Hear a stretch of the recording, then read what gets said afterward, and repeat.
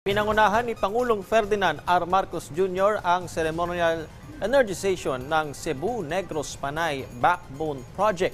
Inaasahang matutugunan nito ang mga hamon ng enerhiya sa Panay Island at mga karatig lugar. Samantala, hindi pa naman kailangang magdeklara ng National State of Calamity sa bansa. Ayon sa Pangulo, kahit papatuloy na nadaragdagan ang mga probinsya na apektado ng El Nino. Ang detalye sa report ni Ryan Lesigues.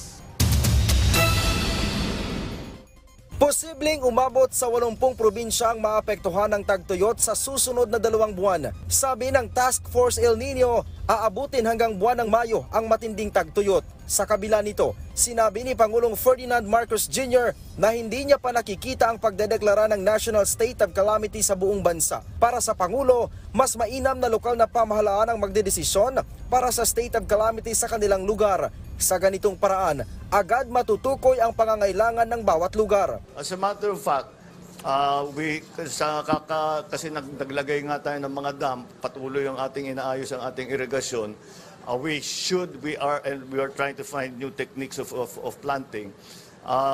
We are harvesting more palay now than we did last year. That's despite the El Nino. So it's taking effect. So those areas na talagang hindi talaga maabot ng patubig, those are the areas that we look at. But we look at them by area. Hindi to iba-iba ang problema sa bawat lugar eh. Hindi naman pwedeng shotgun lang yung one size fits all, no? It hasn't. So we look at each area and see what it is that they need. Samantala, pinangunahan ng Pangulo ang ceremonial energization ng 67.98 billion Cebu Negros Panay Backbone Project ng NGCP dito sa Bacolod City. Dito, tiniyak ng Pangulo ang commitment sa energy sector. Sa kanyang mensahe, binigyan din ng Pangulo ang kahalagahan ng enerhiya sa pagunlad ng isang komunidad. Dagdag ng Pangulo, walang rehiyon ang maaring maging economic powerhouse ng walang reliable supply ng kuryente. Power outages are a hindrance to progress. Our power system must be the spark to ignite development. The imperative of ensuring energy security for national and regional economic growth cannot be overstated. By enhancing connectivity and stability in the transmission network through CNP, we are not only addressing immediate power challenges in Negros and Panay, but also laying the foundation for a more sustainable and robust energy for the entire country. Sa ngayon, tuloy-tuloy daw ang pakikipagtulungan ng pamahalaan sa NGCP, kaakibat ang Department of Energy at ERC para mas maging mabilis ang proseso sa pagsasaayos ng mga transmission lines. I trust that the NGCP will always fulfill its duty and obligation to safeguard the resiliency and the efficiency of our energy infrastructure. It forms the bedrock. This is how important NGCP is. NGCP and our transmission network form the bedrock of our nation's progress and well-being. I urge the NGCP to deliver on the expansion commitments in a timely manner. Una munang nagsagawa ng aerial inspection ng Pangulo sa proyekto. Bahagi ang aktibidad ng energization ng pasilidad para sa full capacity ng buong transmission system sa Visayas.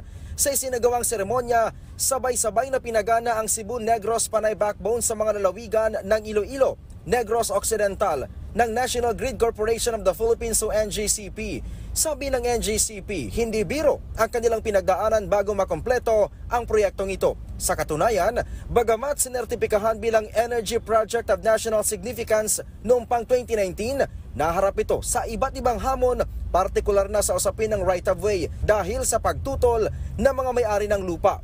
Idagdag pa ang matagal na judicial process at permitting process ng LGUs, security issues at COVID-19 pandemic. Sa kabila nito, porsigido ang NGCP na magbigay ng maasahang infrastruktura para sa kuryente. Kaya naman patunay nila ang CNP sa commitment na mapalakas ang power transmission capabilities ng bansa. At bagamat malaking tulong sa pagpapabuti ng paghahatid ng kuryente, aminado ang NGCP na hindi lang ito ang solusyon sa problema sa kuryente, partikular sa Panay, dahil dedepende pa rin ito sa sapat na supply. While the CNP is a major step forward, I implore all our stakeholders in the Visayas to strategically identify suitable locations that will host new baseload generation plants, as well as renewable energy and energy storage systems.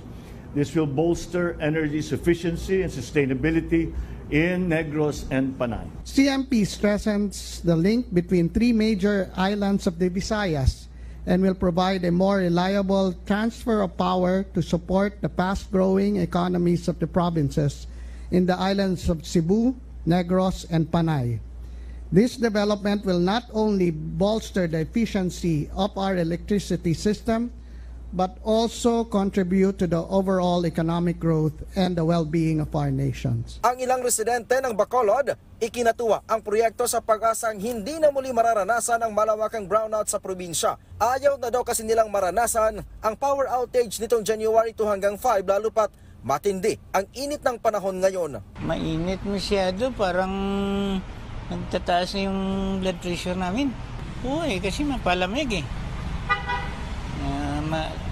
Gagamit ka ng electric fan, yung aircon. Pag walang kuryente, tumataas yung presyo namin, high blood ko na lang. Sobrang hirap sir kapag walang kuryente. Importante talaga yung kuryente. Saka mga ganitong panahon na sobrang init, importante talaga yung kuryente sa pagka walang kuryente parang blackout na yung katawan mo.